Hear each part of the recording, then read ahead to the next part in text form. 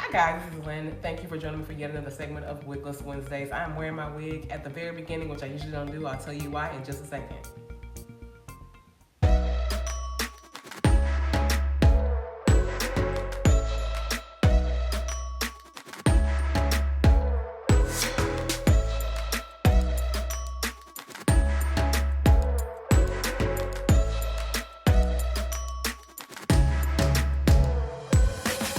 Guys, I am back. I'm wearing an Outre wig. Her name is Myra. I stopped naming my wigs a long time ago because I just forget the names in general. So I'm gonna go with what the manufacturer says, and this one is Myra. So general opinion of the wig, it is a little hair helmet-ish. Like I like the volume of the wig. I like how it looks on me, but it's a lace front, but it doesn't look very natural. And you guys know I'm not a fan of hair, what I like to call hair hats. And there's something about this hairline at the front that does not look natural at all to me. But I like the wig, I like the style of the wig, the volume of it. It's a cute wig on. But I tend to like wigs that look a little bit more natural. And this one is not very natural looking, especially when you get up close. I actually did not start with my wig off like I usually do because I'm just getting in from somewhere. I went to a party to celebrate a friend of mine's birthday, and so I just was already, have makeup done. So I said, hey, let me just sit down and talk to you guys and get this video recorded for this week. So what's been going on with me? Nothing much. I've just been kind of, chilling, doing my thing, as I usually do. Working, living a dream, man, trying to build an empire here in my little corner of the world. Let's get on to the topic. So last week I started talking about a book called The 4 Agreements, and it's by Don Miguel Ruiz. So guys, this is the book. It is The 4 Agreements by Don Miguel Ruiz. It is a very wonderful book. I recommend anyone read it. I wish I'd found this book 20 years ago, guys. Like I said last week, my therapist recommended this book. I went and picked it up, and I'm glad I did. So this week, we're going to be talking about the second agreement, which is don't take it personal. So just to recap, the 4 agreements are: be impeccable with your word, don't take it personal, don't make assumptions, and always do your best. So what does it mean to not take it personal? What does that mean, okay? What I got from the book was that how others treat you is not your fault. And I think we are brought up as children, as people, as individuals to blame ourselves for why people treat us the way that they do. Let me explain. I talk a lot about relationships here on my channel. You guys know that if you've been following me, you know that I talk a lot about romantic relationships, friendships, things of that nature. I've always talked about them. That's what I feel like my platform is, right? And what don't take it personal means to me is how people treat you is not your fault.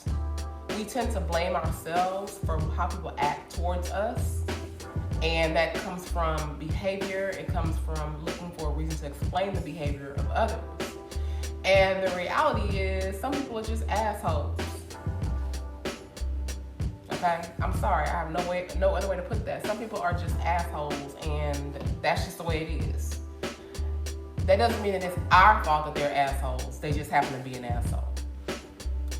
And why this book was so important to me, this is the most important lesson out of the whole book for me, is because I was going through a time in my life where I was blaming myself and why someone didn't choose me like I thought he should have chosen me. I wanted him to choose me and he didn't choose me, and I blamed myself because I felt like maybe I did something wrong, or maybe there's something wrong with me as to why he didn't choose me.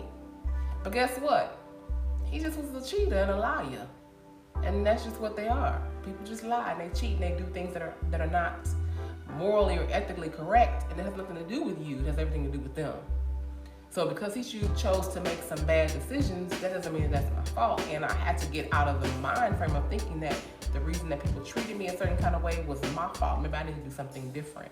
As I've gotten older, I've learned people do things the way they want to do things, and it has very little to do with you. So how do you fix it? Well, I'm gonna say this. Don't take ownership of people's shitty behavior. Okay? Don't take ownership of it. If they treat you like shit, it doesn't mean that you are shit. Does that make sense? If they treat you like shit, that doesn't mean that doesn't make you shit. Okay? That makes them shit for treating you like shit.